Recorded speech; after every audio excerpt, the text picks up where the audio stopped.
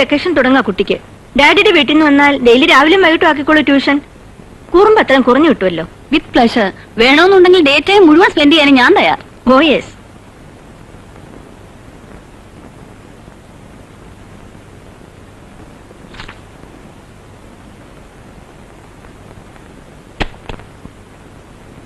Stand up.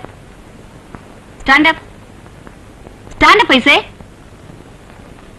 Teacher ഇരുന്നതിന് ശേഷം മാത്രം ഇരിക്കുക. Understand? Sit down. Okay then. We will start with our lessons.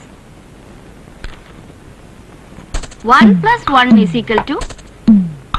Then 2 plus 2 is equal to. 3 plus 2 is equal to. Then 4 plus 4 is equal to. Then 5 plus 5 is equal to.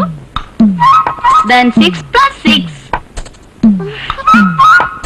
എവിടാ ശ്രദ്ധിച്ചിരിക്കുന്നേ? എഴുതിയോ?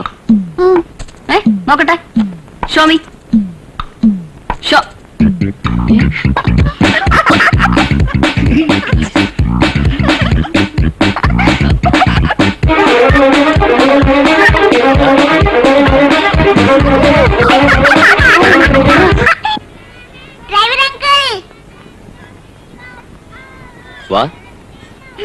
ഞാൻ എവിടെയെല്ലാം തിരക്കിന്നറിയോ driver അങ്കിളെ? എന്താ മോളെ? Teacher ചോദിച്ചു vacation എവിടെയാ പോണേന്ന്. എന്നിട്ട് മോളെന്ത് പറഞ്ഞു? ഞാൻ പറഞ്ഞില്ല. ഞാൻ ആരോടും പറഞ്ഞിട്ടില്ല.